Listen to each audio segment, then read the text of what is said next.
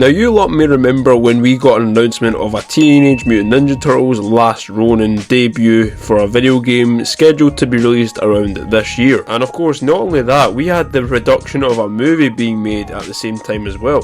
After the short little teaser trailer that we literally got nothing else after, and fast forward to now, where the hell is it? Now, if most of you are probably new to the Last Ronin kind of storyline, it focuses around the Teenage Mutant Ninja Turtles becoming more of an M-rated, mature kind of project rather than a kid-friendly project. The story mainly focuses on Michelangelo being the last Ronin and the final turtle to survive, besides all of them being killed off, which makes sense for this game to be a single-player, high-driven experience. The developers behind this are in fact THQ Nordic, which are a very much indie game developer, and this is their first big project they are going to be directing in a long time, and it's definitely cool to hear that a small video game developer is developing a very big blockbuster AAA game like this. These are the same guys that are behind South Park Snow Day and of course Epic Mickey. The studio decided to go all in as a New York kind of map, which I think would be absolutely insane, because of course New York is not only where the Ninja Turtles reside, but it's also going to be a killer stellar open world map for different players who are hopping into this game. Now, in playing as if depressed Michelangelo may not sound anyone's cup of tea, it's the story that really counts in this game and how they go around it. Considering this is based on the comic book run, we can definitely see a lot of references in from that comic book page, as well as trying to seek out more of the story into their probably adaptation of what they think should the Last Ronin be told in a sort of video game form.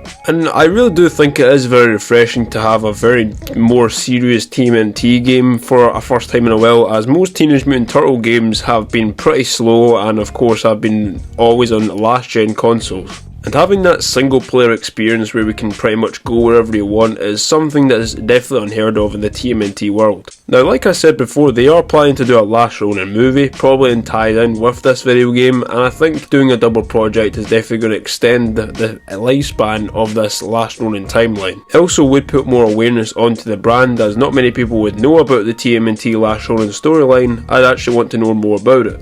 It could definitely take out a page of different various superhero type of games like Spider-Man and Batman, because of course those games have been so well done in the past, and I think TMNT could actually add into the upgrade system, the combat system, and just go ahead and perfect what those games did well and implement it into this. They do have the opportunity to add various great bosses into this game. I wouldn't be surprised if final battle is of course Shredder. Even when in a TMNT game, you really just do need to nail boss fights and the combat, as of course Teenage Mutant Ninja Turtles are always known for being more acrobatic than most characters.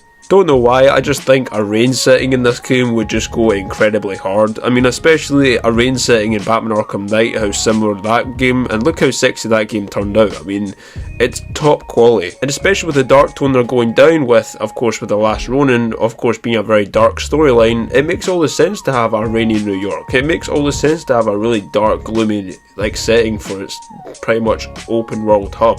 And if they do get around to making the whole game as a whole instead of just taking out development, we could see a full-on timeline with the whole TMNT universe. This could start a whole new type of gamerverse, such as how Insomniac has been doing it with Spider-Man and Wolverine. We could see the exact same thing with TMNT right here. They have the possibility to go into countless spin-offs and even making it like a full-fledged TMNT game where you can play as all four turtles. Besides just a combat system, I think a stealth system also has to be in place because, you know, ninja in the title.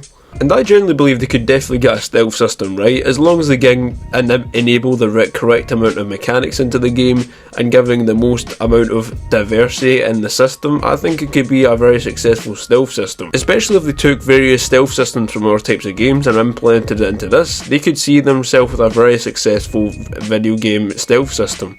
And making it a PEGI 18 or an M for mature would just make a lot more sense. I want this full video game to be dark and gritty, just like how the graphic novel has been. But of course, that is just my opinion. What do you guys think of the Last Ronin game update? Do you think they will eventually get round to releasing a brand new gameplay trailer at some point, or do you think it will be delayed till maybe a little bit longer, possibly around 2026? But let me know your guys' thoughts down in the comment section, and what are you most excited to see in this new Last Ronin installment? And make sure you guys subscribe so you don't miss any future videos, and I'll catch you guys in the next one. Peace.